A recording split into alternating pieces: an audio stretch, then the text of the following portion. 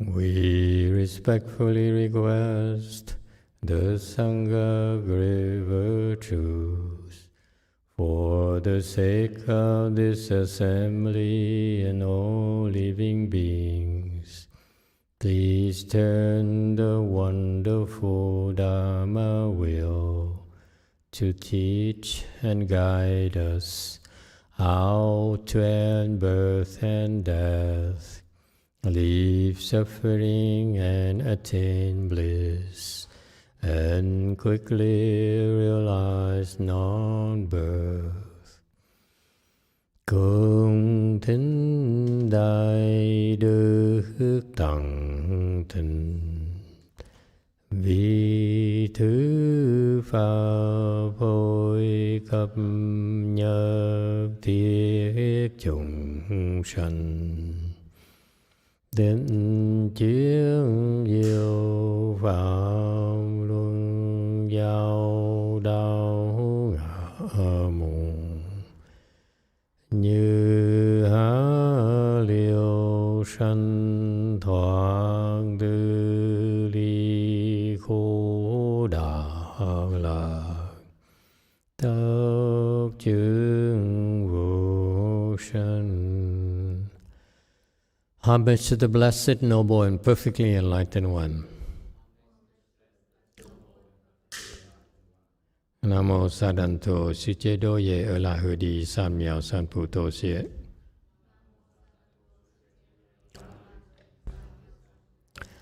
Nam mô Tát Tát Tha Tô Ya Đa Ya A La Ha Đế Tam Miệu Tam Bồ Đà Tọa.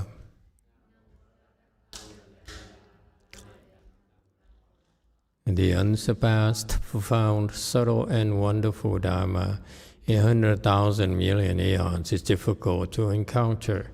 Now that I'm able to see and hear, I will receive and maintain it. I vow to fathom the thus come one's true and actual principles. Wu shang sheng sheng wei miao fa bai jian wan jie nan zhao yu wo jin jie wen de shou qi yuan jie ru lai zhe shi yi. O Buddhas and Bodhisattvas, Great Master Qingliang, Great Master Shenhua, all good monks and nuns and all good known advisors, Amitofo. 诸佛菩萨尽量大士师父上人各位出家人各位上师师弥陀佛 Chư Phật Bồ Tát kính thưa Thanh Nương Lại Sư Thượng Thiên Hóa quý thầy cô và quý vị thiện sư tất cả Di Đà Phật. Hello everyone, today is the 25th, I think, of August 2024. We're here at DTT to continue discussing the first chapter of the Avatamsaka Sutra. Thank you for joining us. It's a chapter on the world rulers, meaning it's an introduction to the who's who of the universe. So the Buddha immediately opened this king of sutras in Buddhism, which is the most important sutra in Buddhism, by exposing us to the reality of the universe. It's how big it is. So what it means, world rulers, is that a world here refers to the Sa world, if you will. Our world, our galaxy, and the universe has an infinite number of galaxies, and each galaxy is so huge. It has many, many small worlds. Okay, and so that's why there are many, and so each world ruler here is actually rules over this one particular type of heavens. Okay, in a galaxy, okay, so they're really big shots. So there's a scale of significance is that it's so much bigger. All we know for the human realm is nowadays is presidents and emperors and so forth. But this world ruler actually rules over the entire world. Okay, they're humongous. They wield so much influence, okay, so much power. And we're nearing the end of the description of the world rulers of the second desire heaven. Our human realm here is where humans live, and then there's 6 desire heavens on top of us. So so far we went through desire heaven number 6, number 5, number 4, number 3 is number 2. We're near the end, number 2. Number 2 of significance for us, since some of you are new to us, is the heavens where the Christian God rules. Okay, Christian God turns out to be one of the world rulers. He's that influential. Okay, so the Avatamsaka Sutra mentions him frequently because he's actually not simply a celestial king, but actually is a Mahasattva who chose to come to our world as a lowly celestial king, world ruler, if you will. Okay, but don't worry, the Mahasattva really keep themselves busy. This is not the only thing they do. They wear multiple hats.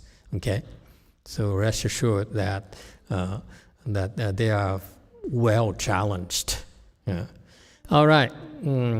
And so we are on slide 697. Okay, again, for this particular kind of information, it's meant for you just to listen and don't try to understand too much. If something bothers you, feel free to ask, okay? And we try to relate it, the information, to in a way that will help you understand. But the most important thing about the sutra, believe it or not, is not for you to understand, but for you just to listen. When you listen, the information goes through your ear organ and plants its vajra seed. Vajra is the best quality seed of wisdom you're going to have, you're going to be able to do. Okay, so in Buddhism, this is one of the best ways to accrue vajra seeds or plant blessings for you to be able to reap the rewards in the future. Okay, so the best way, the best seeds possible you can produce, as I just said, don't try to understand. Okay, even when the Buddha explained the sutra, originally the audience was the bodhisattvas. They themselves didn't understand either. Okay, but the Buddha felt that they still had to listen to the sutra and planted the seeds, even for bodhisattvas. So much is the case for us. Just be grateful that we have a chance to plant these superior seeds. All right? All right, 697, the commentary is from the verse from one of the celestial king, called Celestial King Proper Mindfulness. The previous is in groups of 4 gatha, or 4 a verse in 4 lines. The first 2 lines, the Buddhas appear throughout the 10 directions. This is what Buddhas do. Their domain, their reach is the entire universe. 10 directions here signifies that it's everywhere. All sorts of directions, all sorts of dimensions. Everywhere, pervading all worlds. So it says here, he goes everywhere and pervading all world. Remember, world is a galaxy, if you will, right here. World here is a galaxy. So world ruler, as a title of this chapter 1, means that he rules over a galaxy. Okay, he rules over all the second desire heavens of the galaxies. Okay, and so the Buddha would go anywhere, everywhere. Okay, and then what do Buddhas do? This is the state of Buddhas. Again, don't try to understand. Just say, oh wow, this is different kind of world. Observing the minds of sentient beings and manifest to tame them. Okay? And last time, you talk about how the Buddhas, in order to help us, they need to understand our minds. What does understanding our minds mean? And they need to understand what's important to us, what motivates us to do things. All right? So that's why observing the minds of sentient beings. Actually, observing here is sort of like for our sake, but it refers to the fact that what they do is guan here. Guan in Chinese here says that they are in samadhi, they're meditating or doing chan, and then they decided that they needed to help. The time is ripe to help someone. Okay? A group of sentient beings. Sentient beings refers to the living beings. Living beings, sentient beings are the beings who are sentient, who have feelings. Okay? That's why they're sentient. As compared to the insentient beings which have no feelings. Okay? What are things that have no feelings? Rocks, wood, plastic, boys. Some boys have no feelings. Okay? And so he observed, see, because the purpose of Buddhas is really when you become a sentient being, whether you are a human being or you are a cat or you are an ant, believe it or not, Buddhas also pay attention to you.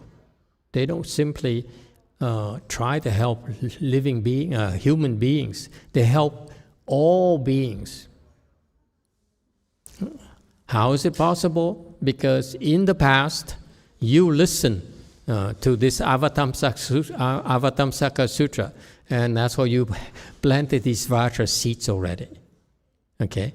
And you got lost as you wander through the wheel of reincarnation, and now maybe you fall into the state of the animal realm. Maybe you are let me look at someone and say, now you're a deer. Okay? And so, but even though deers, those sentient beings, they are temporarily a deer, okay, because they revolve in a wheel, but eventually they will change bodies. And that's why the seeds you're planting are very, very important. They can mature any day. And when these seeds mature, Buddhas, when they'll be ready, he will be observing us. Okay? All of us. And this is what Buddhas do. They look all of us. Okay? At the same time. That's the state of Buddha. We need to look at one person at a time. So, I like her. No, I don't like her. No, not that one. Okay? But Buddhas, they look at, boom, everyone. All living beings. And they manifest to tame them. And because we have credit with the Buddha, or the Buddhist terminology, we have conditions with the Buddha, meaning we made an offering to the Buddhas before, so they owe us, okay? And now they have to pay us back. Yeah, it's really unglamorous. Buddhas really owe a lot of people.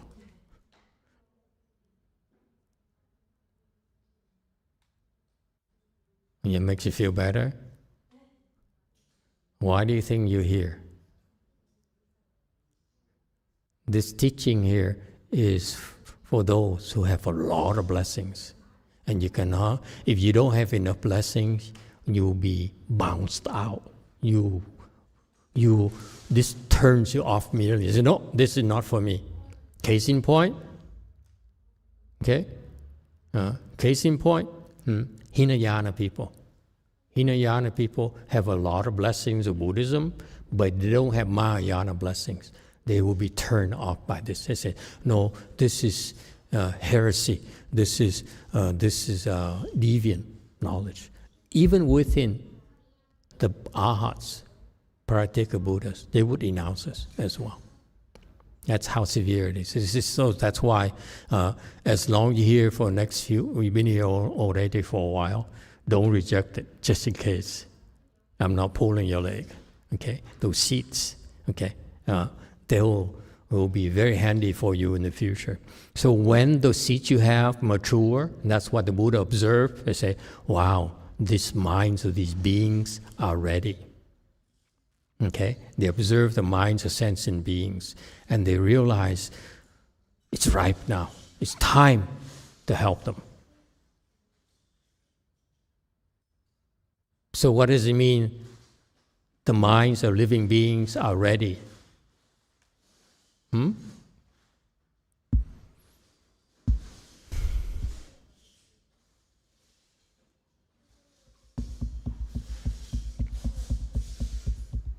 They're receptive. They're willing to listen. Okay? And that's why it's very important for you to keep this in mind. We're not talking about Buddhism, we're talking about life in general. If you want to help someone, do you have the habit of going over and tell your husband, honey, I'm gonna have to ask you to do this for me. You can't. You have to wait until he's receptive. Yeah? Right? No? I'm reminding her. This woman, he keeps on butting heads with her husband. The poor guy is an externalist. And her kung fu is higher than his. So when the butt heads, who gets hurt? Chung gets hurt. Okay? And so they need to observe. See, that's part of the teaching. Buddha's job is to teach us. And they don't waste time. Buddhas don't come to us before we're ready to listen. Same thing. We need. Okay? Don't force yourself and your beliefs on your poor husband. Let him recite his Fa Lun Gong stuff. There's nothing wrong with it. Okay? You plant blessings until you wait. Until the Vajra seeds mature, then you say, honey. Okay? That's why Buddhas need to observe us. They don't do anything, they observe us. It looks like they're doing nothing. Like Master Z here, you look at him, he's like, he's probably observing us. Yes, you too. And now you're awake, right? I was asleep too. I was sleepy too myself. Now I'm fully awake. Yes, Sister Victorina. Thank you, Master. You remembered my name. You are Filipina, yeah? Authentic? Both my parents. Okay. But you only speak English. You're pretty much right there, yeah. Okay. Go ahead, sister. A little Tagalog, but not anything to talk about. We have a question here from Zihong. Observing the minds of sentient beings in this verse, the first character can also be translated as contemplating. Yes. Master, why is it translated as observing in this verse? Thank you. These Chinese, they know too much. You can't get anything past them. Guan Chinese means to contemplate. Observing is worldly. The Buddhists, especially the Bodhisattvas and Buddhas, do not observe. What's the difference between observing and contemplating? I brought this up last night during one of my meetings, but none of you were there. So what's the difference between observing and contemplating? Good question. Who asked? Zihong? Okay. Go ahead, Chinese person. 3. Contemplating is using your mind in samadhi, and observing is using your sense. is using your right. That's it. You're no fun. At least pretend, to wait for someone first before. You don't want to fight to be first to give the right answer. Okay, that's when you want to fight to be last. And you first already, that's why you want to be last. Okay? Absolutely. Anyone would like to give me another answer? Okay, that's correct.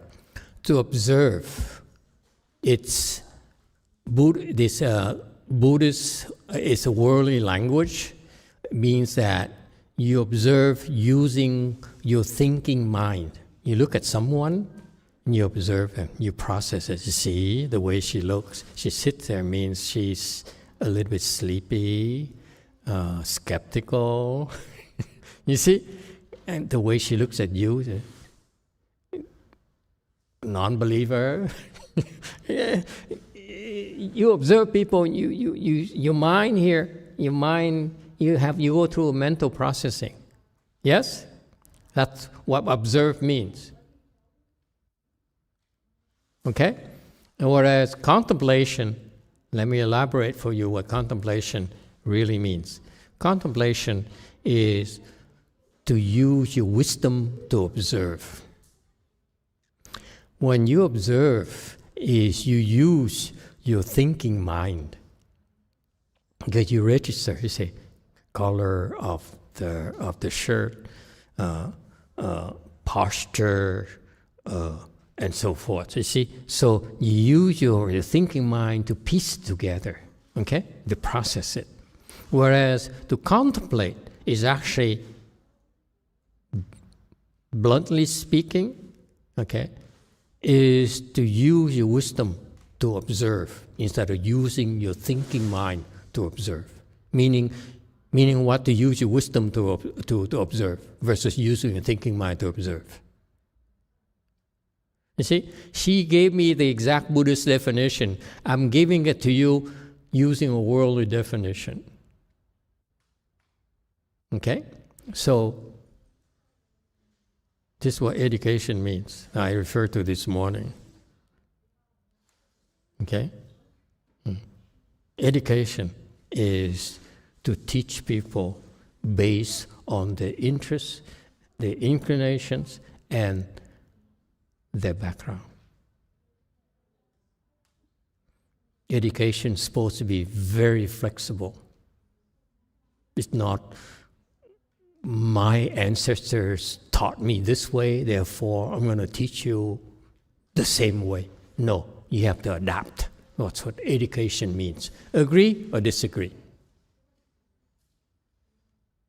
This morning I talked about, my Chinese master said, my generation, one of our jobs is to take care of education.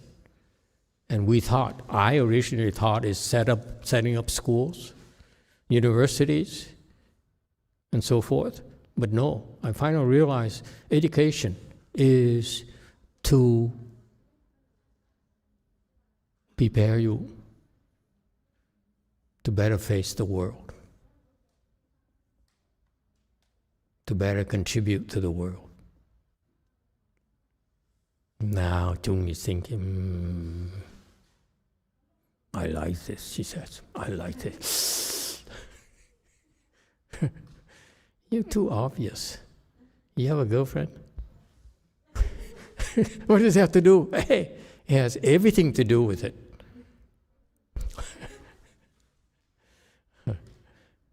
Boyfriend?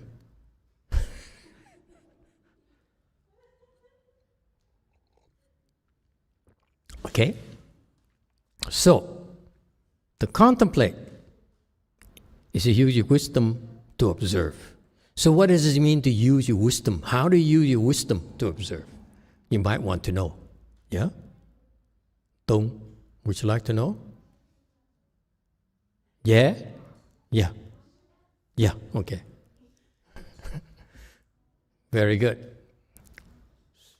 How do you do that? Yeah, you.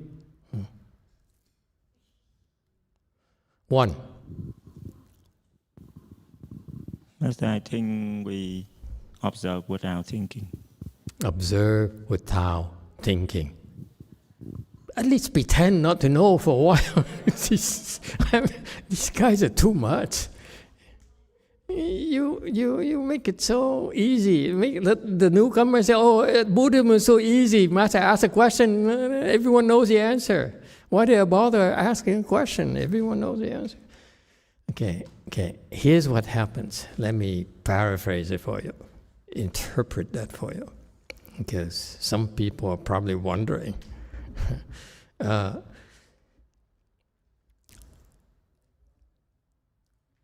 What you do, Guan here, contemplate here, refers to entering samadhi.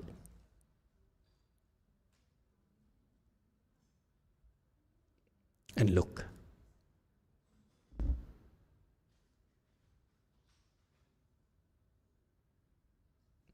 You agree, Master Z? You enter samadhi first. Okay? Don't worry about her. Enter samadhi, then. That's a difference. Worldly people, they look first, and they hope to enter samadhi. Okay? But the problem is, as soon as they start looking, they say, "Wow, ooh, lots of Botox." You see, the mind processes immediately. You understand the subtlety here? That's what he does constantly. Every time he looks at me, he disagrees with me. It's obvious he will never be able to enter samadhi. So what happened is that's why I taught you last night. You don't go like this. You always, as if you are high. I taught them yesterday how to look at people. I said, ordinary people look at this. That's staring, yeah? And that's what that is observing means. Staring, observing, same thing. Observing is more polite. It's staring, basically. And sometimes you observe like this. Okay? But to do that is very, very offensive. I don't know about you. I went to Vietnamese restaurants recently to eat. And I feel observed because everyone's staring at me. What is he doing here? People don't realize it. It's how offensive it is. I feel like, yucky. I feel like taking a shower. So what happens is that you learn not to stare at people, not to be invasive, if you will, invade people's privacy, which is a big no-no here in the U.S.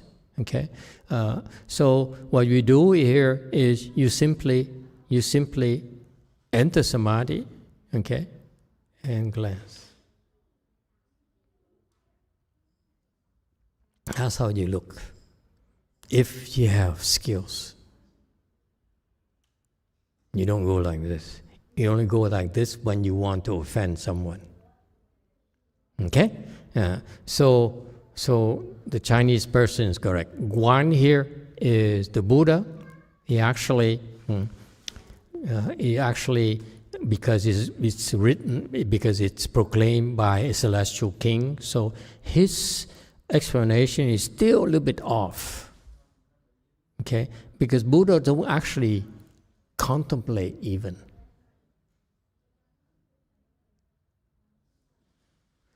He's talking about himself. He says, this is how I understand the Buddha at work. He contemplates living beings, and when he sees this living being, and then this person is ready to be helped, is ripe, the time is ripe, then he comes in front of them and teach them how to fix the problems. Okay? So far, so good. That's how this celestial king understands the workings of a Buddha. But actually, let me tell you, he's off between us.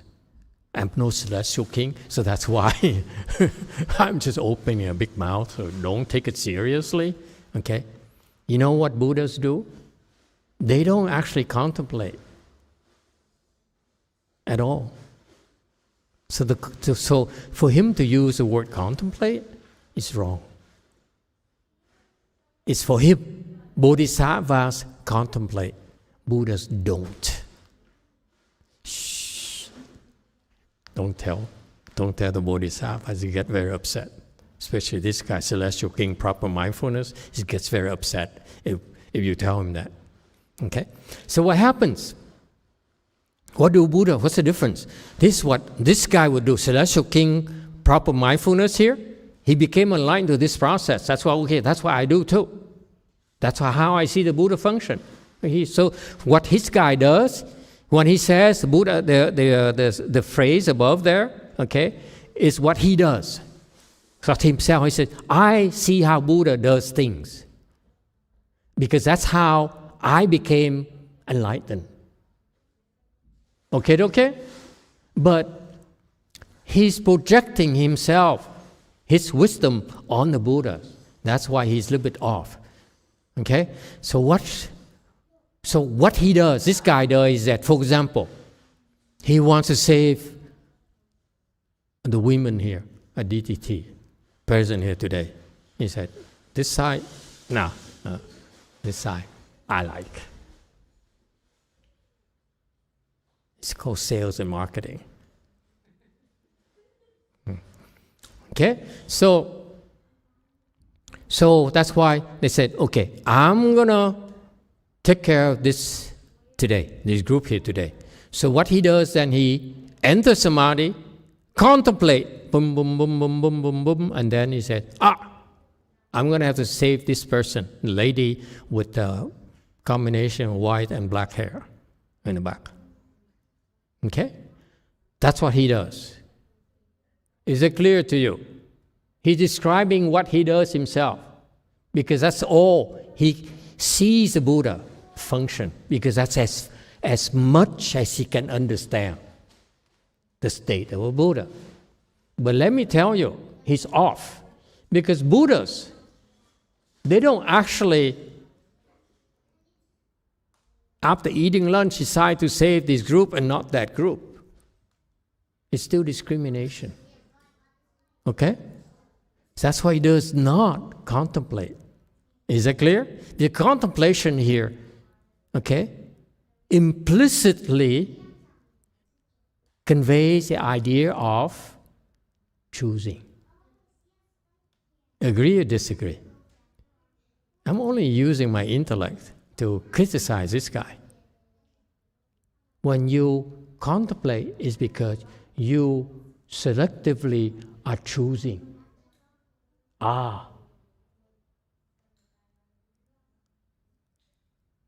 That's what he does. That's why he's only a celestial king. He says, I want to save, like Hinan Sunim, I want to save only Koreans.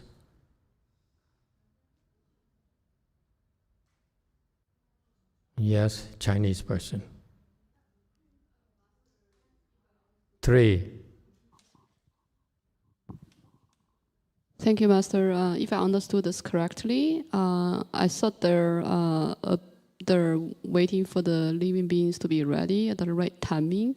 It's not the Mahasawa only wants to save a group versus the other. It's right timing, right? You're slurring and you're not making sense. Okay, let me try again. I think the selection here is based on the timing and the appropriate conditions, not really preferring one group over the other. Is that correct? No, let me finish my point. Sorry. Okay? There's no selectively say, I contemplate. Okay?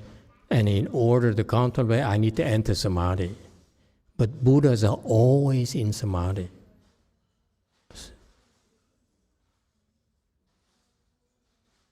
So to say that they contemplate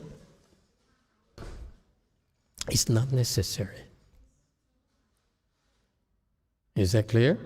That's a subtlety that this guy seeking proper mindfulness is a little bit off because he projects himself on the Buddha.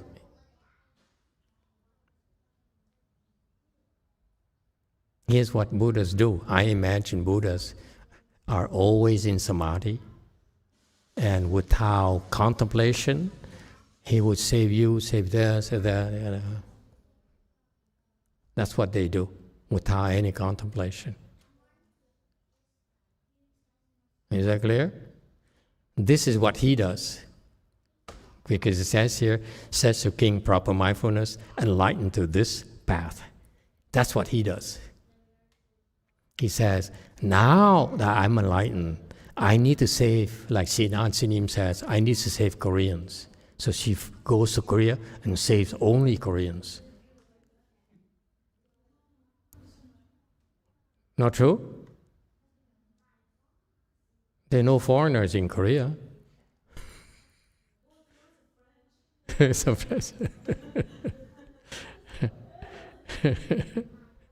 Okay, you got that?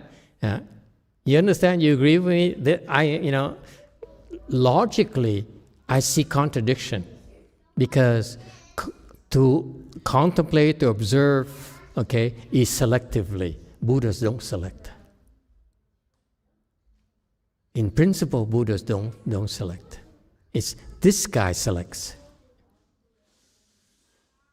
All right? So when he sees someone ready, and he sees this person here is ready to listen to him. Some people, when they are anti-vax, forget it. Doesn't matter how long it takes. They're not going to listen to you about getting vaccinated. It's life, okay? But so he says. Last week we talked about love and desire. That there's some people who have very heavy in love and desire. Okay, then the Buddha comes and teach them the contemplation of impurity. We discussed it extensively the last time. Yeah, still remember? You don't? Well, we'll go back to last week's lecture and look at it. And for the living beings who are prone to anger, okay, he will teach them the contemplation of compassion. What does it mean, contemplation of compassion?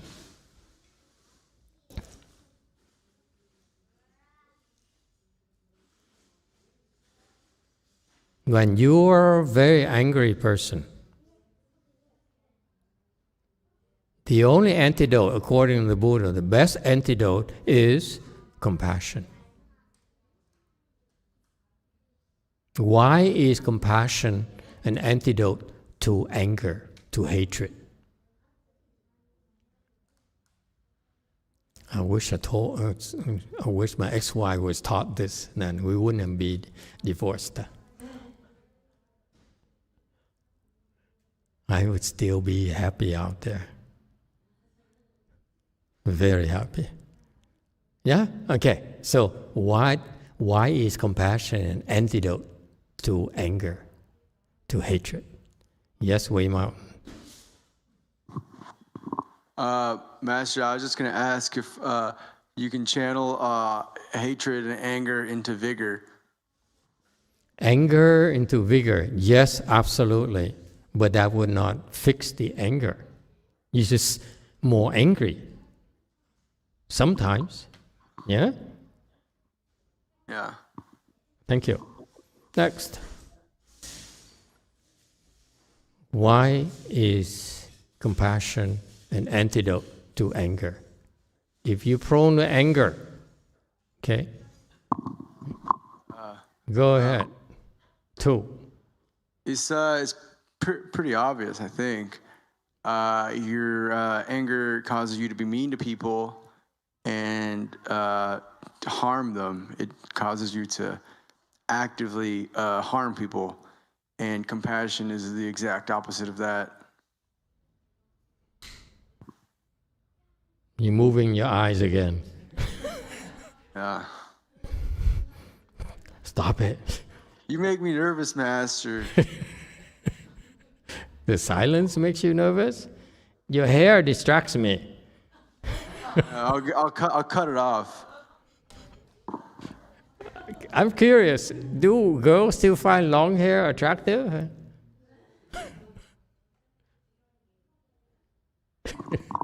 Master, we're supposed to contemplate impurity, not my long hair.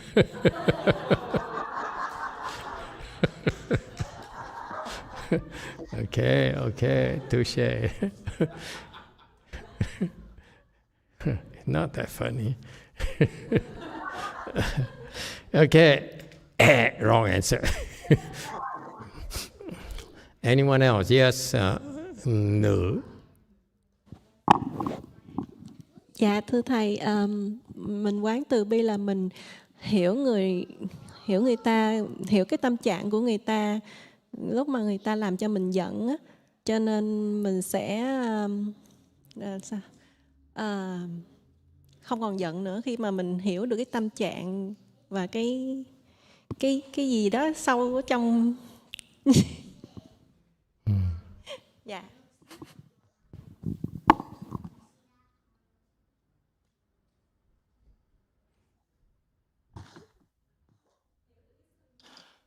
Hello, Master. So we contemplate the compassion that we understand the mind of the person who's getting angry cause us to be angry at that time.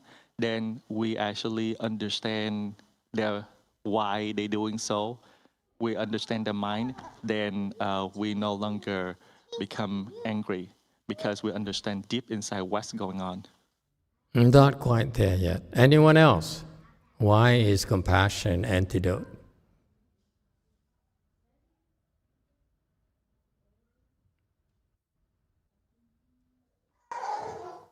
Two. Master, it seems to me that to have the compassion, you kind of also have to understand what the other person is feeling. And so maybe when understanding what somebody else feels, it's harder to be angry at them. Not quite. You too. Thank you, Master. Diego says, Amitofo, Master. Because with compassion, we understand that the others are suffering, and that's why they're acting the way they are. And compassion helps us to stop adding more fuel to the fire. Okay. All right. I'm glad he waited until you all said something. That's what I explained earlier. Yes, go for it. Is there anyone to go for it? Amitofo, Master. I'm here. Oh, hello there. I think Mahayana, that we follow the Bodhisattva's path, that we want to be enlightened and save all living beings. So you're angry at the living being that you take distance away from them, or you have burn bridges. You make a disconnection to living being. So it's opposite with the path we go in. So we should do the compassion that you have the opportunity to connect with them, so in order to save them. Does this make sense to you? I'm going to hate myself for doing this, okay? Should I or shouldn't I? I should?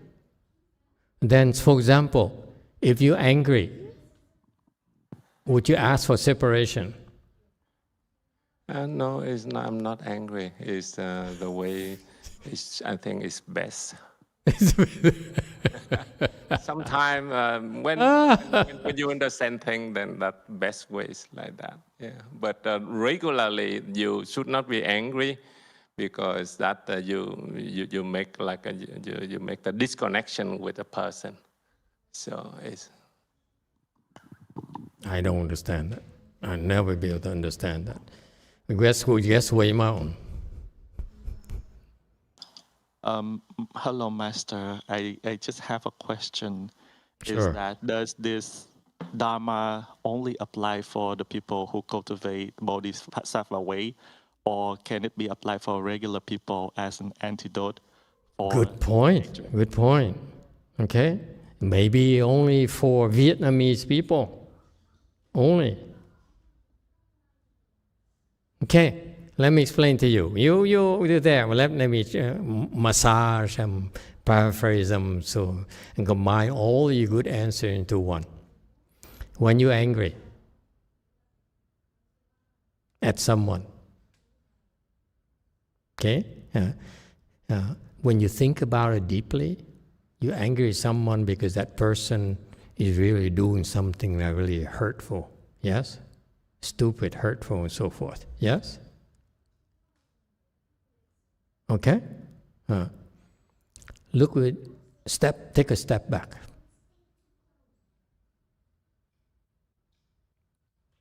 You take a step back instead of reacting immediately. You look, you observe, you contemplate. This is when you observe and contemplate, okay? And you see that the reason they're making you angry is because they are suffering.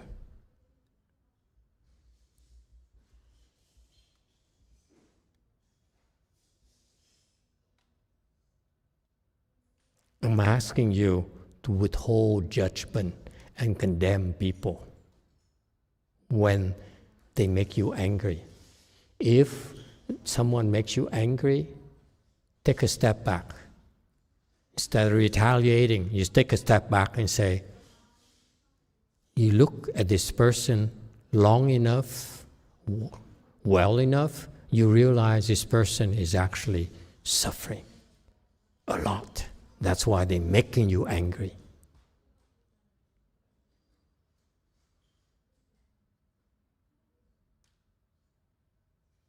That's what bodhisattvas can see. A kid beats you out of anger, beats his mom out of anger because he's suffering. Case in point. Agree? You only see the anger of the kid. Actually, you fail to see deeper below the surface. It's actually he's suffering. If you see that, then you can easily dissolve your anger towards your kid. If you only see the kid as beating you as something that is improper, that is violent, that is nonsensical, then you cannot help. But if you can look at your kid throwing a tantrum, okay? If you're able to see that as he's suffering, maybe he's a manic, maybe he's been hurt at school, he's been repressed, bullied at school. Now he goes home, he lets it out on you. Okay? If you see that suffering there, you won't get angry at all. You will be able to resolve your anger very, very easily.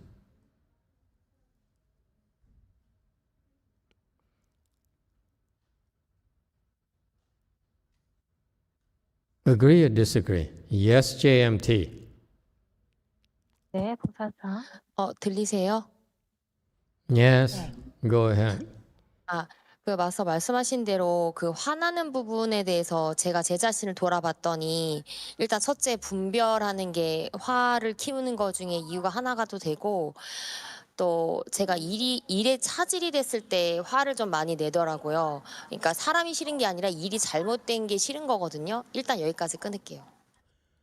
Before you translate, she's complaining about her husband. 공연.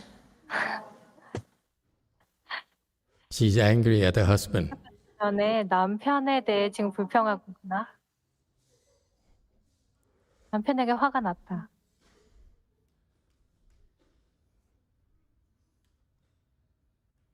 Go ahead, translate. So I look back at myself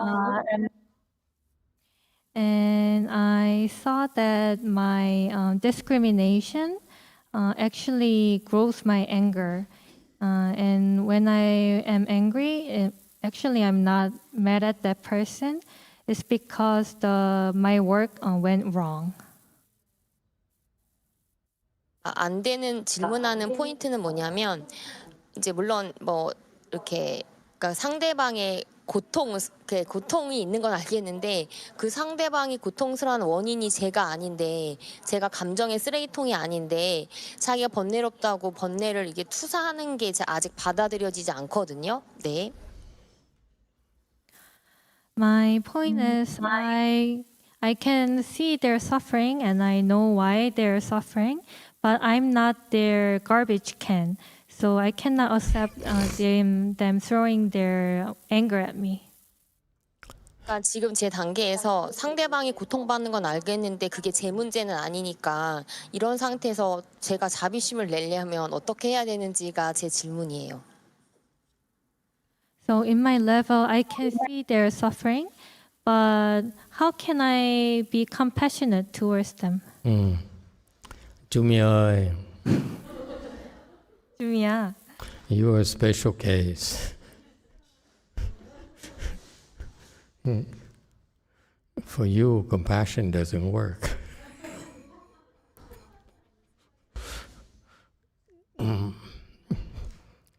Okay? It's okay, don't worry. Use whatever you can use to get rid of your anger. It works. Just don't get angry. My point here. Oh, yes, 7. Go ahead.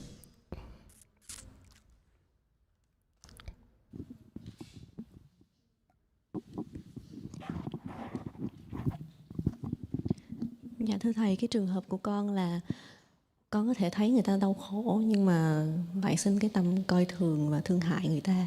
Có nghĩa là con sẽ không có giận người ta nhưng mà sẽ thương hại chứ không phải là từ lòng từ bi, thì làm sao thầy?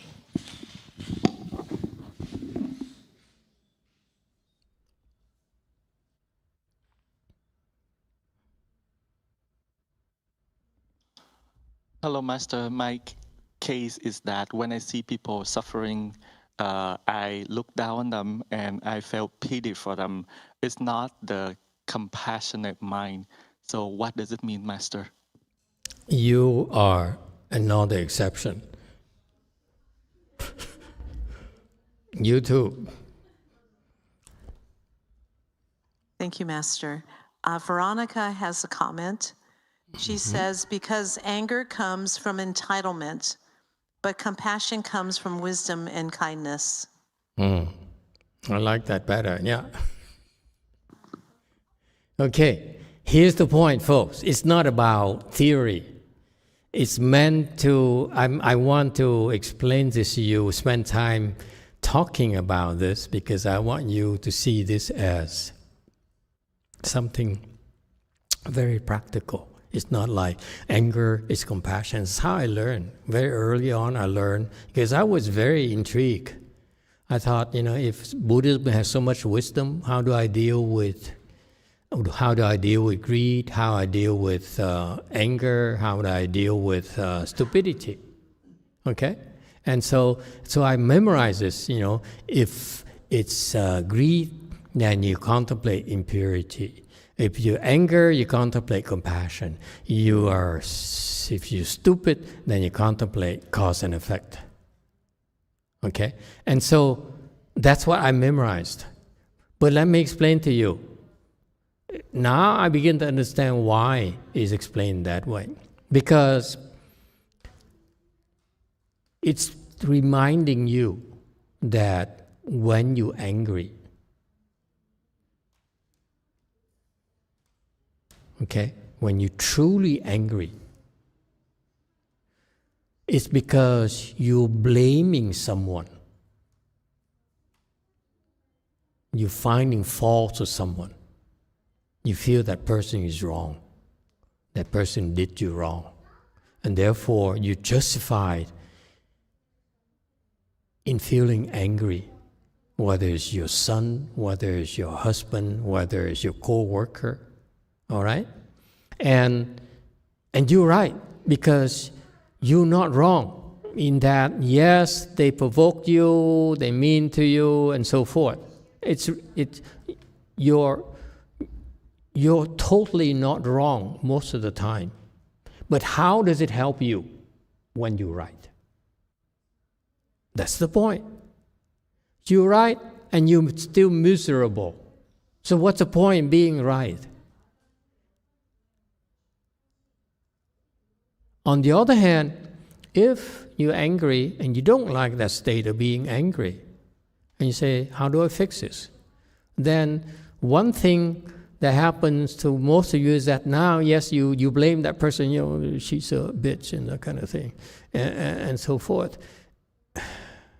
And now you refrain from that response. You say, because that is leading me only to more suffering. Let's not go there.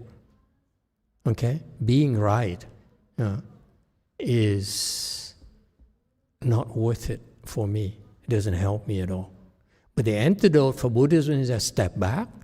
Okay? Instead of blaming that person, look a little bit deeper and see what really drives him to make you so angry. That force there is based on his extreme suffering. That's Buddhist wisdom. You may not be able to do it. You say, okay, but I don't see how he's suffering. He's rich, he's successful, you know, he has everything I wanted. You know, how can he possibly be suffering? I should be suffering. Okay? And that doesn't help you either. So you look deeper and deeper, you contemplate, sit and meditate instead of acting on your anger. It doesn't help at all. Instead, refrain yourself. Meditate in your anger. Don't do anything. Okay? And when you meditate, you want to look at what is the nature of the suffering that this person has that made him do things that made me so angry. If you do that, chances are that you develop compassion because you see the suffering.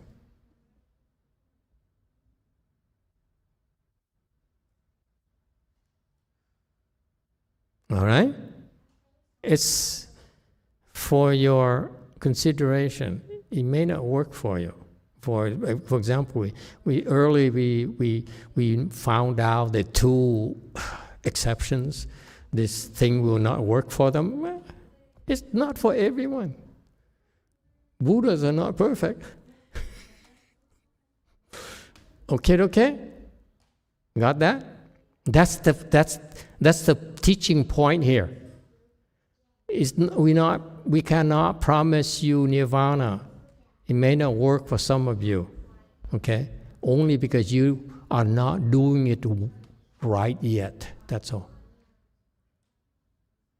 I submit to you that you feel that all those people who say, it doesn't work for me. I says, maybe you haven't looked deeply enough yet. That's why you still can't see the suffering, and therefore you have no compassion for this person. Okay? Next one. If you are stupid, then the Buddhas teach them, they would manifest in front of these living beings and teach them about cause and effect, cause and conditions. Okay? Just memorize it. If you're stupid, try to see if they understand cause and conditions, cause and effect. Let me tell you, my personal case here at the temple doesn't work that often. Some people are stupid forever, it seems like. Sorry. I have this disciple who's been with me for over 10 years. I mean, teaching him. And every time I taught him, I have to offend him. Every time I offend him, he resented me. So, but he's scared of me, so he repressed the anger. And that's how he kept on making progress. I offended him, he's very angry. How dare you treat me like this? Huh? You yellow-faced person. He was thinking, short, yellow-faced person. Yeah. But then he's scared of me, so he represses it. And after meditation, he gets over it. Okay, and he improves. Okay, and then next level, I beat him up again. So it turns out the resentment built up over the years. So the anger only builds up.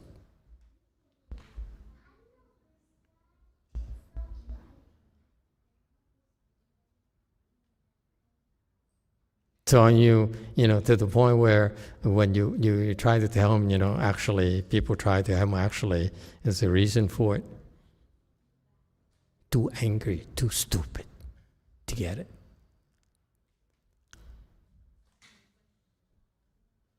Sometimes, in order to teach, you have to offend people.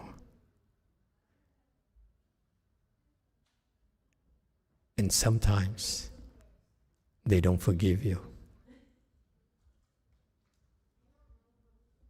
Forever.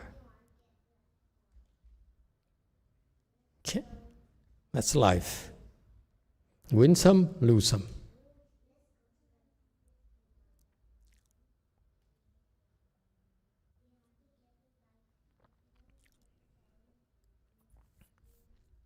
Okay, so for stupid people, the Buddha's remedy is to teach them about cause and effect.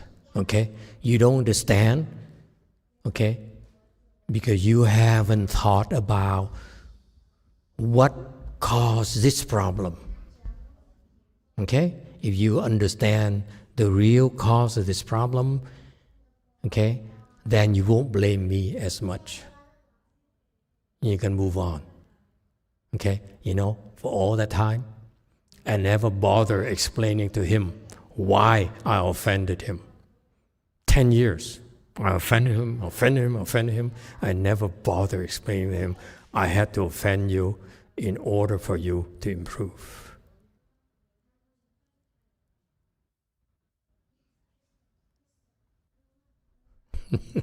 Yes, K-YouTube. 네, 수암매화라고 하는 분의 질문입니다.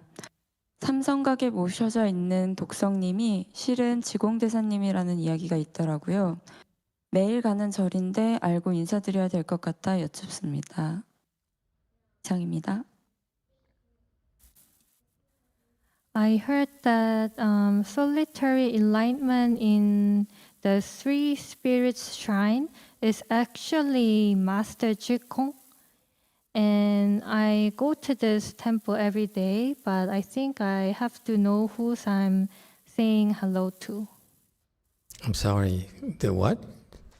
Solitarily enlightened? Yeah, there's in Korea. There's in the temple. There's some building called it's called Three Spirits Shrine. Three what? Three Spirits Shrine. Three Spirits Shine. Shrine. Shrine? Yes. Oh, I thought Three Spirits Shine is some sort of alcohol from the south. Yeah. They call it shine, Shrine. Or like some moonshine. Yeah. Sometimes Is South Carolina there, WMT? Never mind. Go ahead. Three Spirits Shrine. Sometimes we call it Mountain Spirit Shrine too. Okay. And then we serve solitary enlightenment there, which is Pratyeka Buddha. Yeah. And then this person heard somewhere that solitary enlightenment is actually Master Jigong. Jigong, the same Chinese monk, Taiwanese monk? I think so. Who's dead already? 大师 Pure Land? I think. Are we talking about the same person? No? 气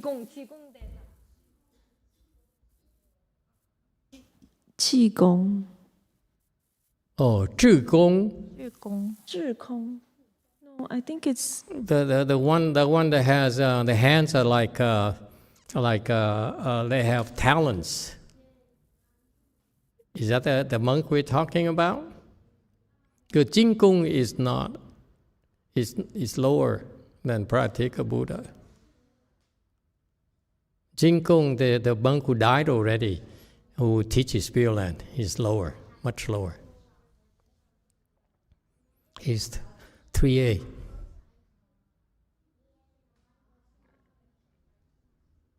You better get the name right for me, okay? All right, Wei Mao. We can come back to it later. Dạ, kính thưa thầy, Chí Công Hòa Thượng không biết là đúng không, là Chí Công Hòa Thượng là hồi đời của vua Lương Võ Đế á thầy. Dạ, là Hòa Thượng Chí Công, là con coi trong mấy quyển kinh thì nói là ngài ngày xưa là quá thân của Bồ Tát Quan Âm, nhưng mà không biết như thế nào thì đó là như vậy đó. Dạ, hồi đời đó ngài làm giống như là quốc sư ở trong triều của vua Lương Võ Đế á, thầy. Dạ, ngài là một cái vị hòa thượng chân tu. Dạ, như là Phật. Dạ. Yeah, she's referring to in Vietnamese Chư Kung. That's the one I'm referring to as well. Very well-known Chinese monk. Master Srinha said he's a fourth-stage Arhat. I don't know. Okay, when if Master Srinha says so, it must be the case. But then Master Srinha, when he talked about fourth-stage Arhat, it could be a bodhisattva too. So it's that range of enlightened beings. And Master Chư Kung is very, very famous and very influential, very revered monk in the history of Chinese Buddhism. So what is the question about? Suppose the question is about him. Is he the Pratyeka Buddha we serve in Three Spirits Shrine? We don't know. I don't know because I've never been to that moonshine place. But you can rest assured that Master Chư Kung, the Chinese monk we just talked about, to me he sounds like a bodhisattva. So he's much higher than Pratyeka Buddha. Much higher. All right? JMT. 마스터 지금 방금 지공 나온 무학 3대 화상은 마스터께서 방문하신 적이 있는 송강사 독성각에 모셔진 세 분의 스님이시거든요. 네. This Chikung Dashi, this person just asked, is actually he's in Songgwangsa. He's dead already, but in Songgwangsa, there in the Three Spirits Shrine, there's a Chikung Dashi. So maybe Korean 스님. 그러니까 그 그러니까 송광사의 응징전이라는 전각이 있는데 거기에 송광사가 승보종찰이 됐던 게 16국사가 있고 이 세 분이 모셔져 있기 때문에 일단 뭐 동명이인이 있을 수는 있지만 참고로 독성각에 모셔진 걸로 알아서 저는 벽지불이라고 생각하고 있었습니다. 참고로. 네.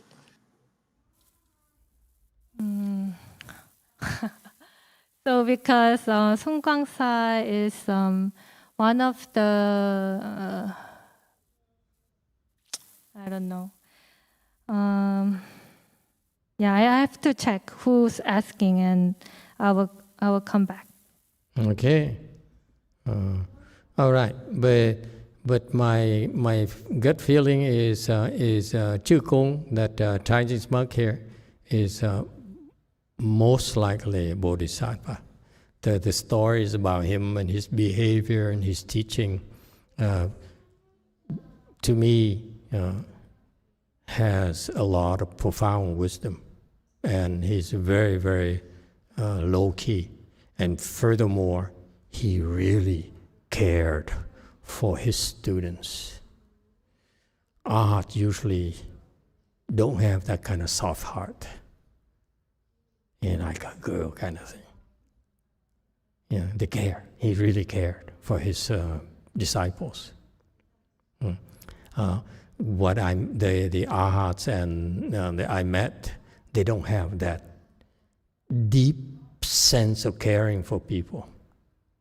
Okay, from the stories that I heard about Master Chukung and so forth, it showed me that he really has such a good-hearted person. Not just a good person, a good-hearted person. He really cares for you. Okay. All right. Anyone else? Yes, 6. Amitabha Master, so for the people that's angry at you because you pissed them off for some reason, is there a way for them to contemplate your suffering so that their anger can be dissipate? Good question. No.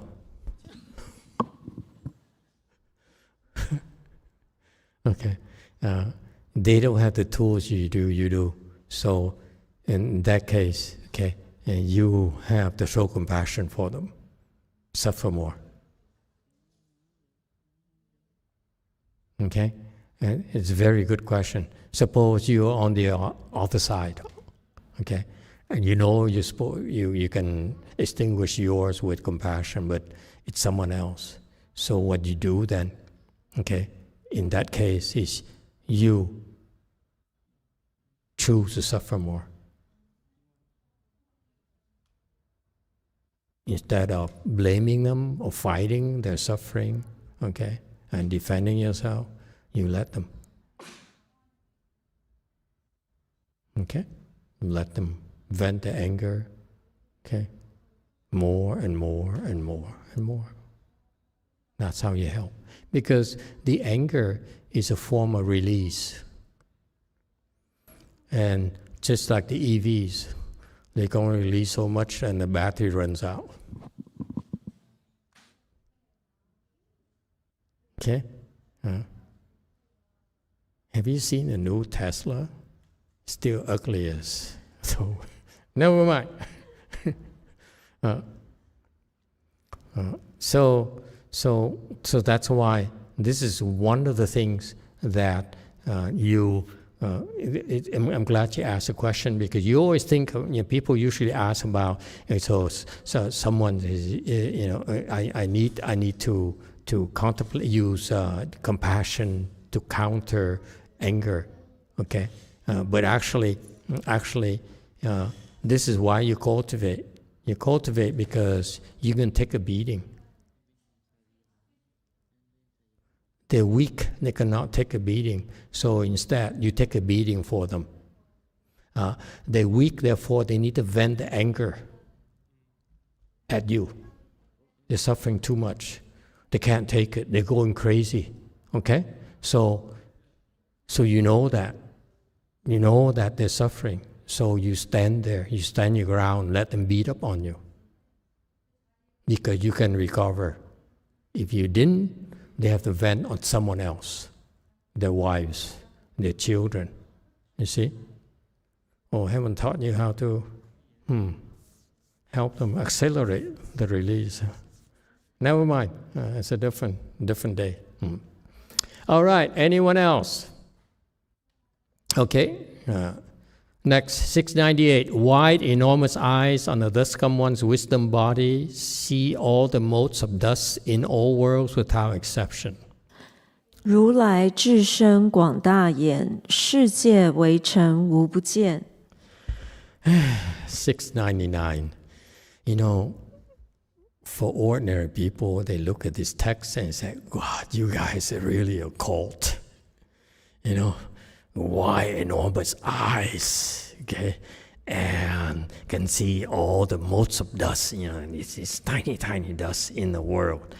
And all of them, these huge eyes can see these tiniest pieces of dust.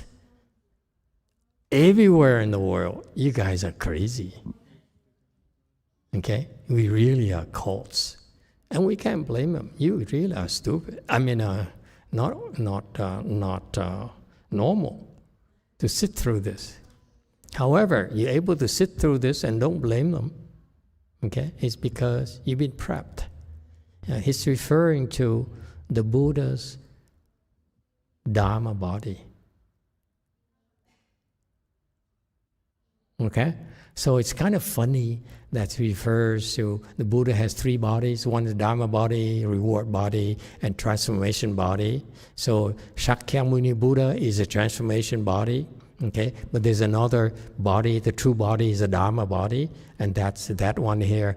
Okay? So he's referred to these enormous eyes, can see everything in the world. That's definitely referring to the Dharma body, because the Dharma body is the entire world.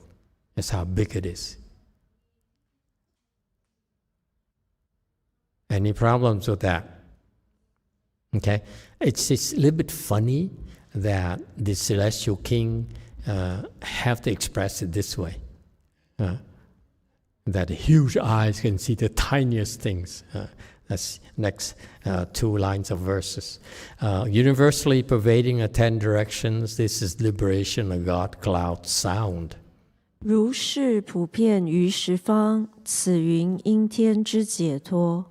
Okay, so it says this great eyes of the dust of the Buddha, wisdom body, can see all the most of dust in the world, and it's everywhere in 10 directions. Okay, and that's what is God cloud sound sees.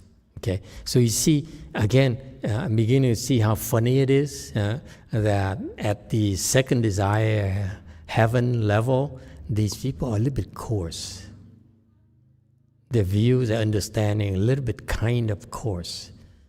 They keep on talking big body and tiny things and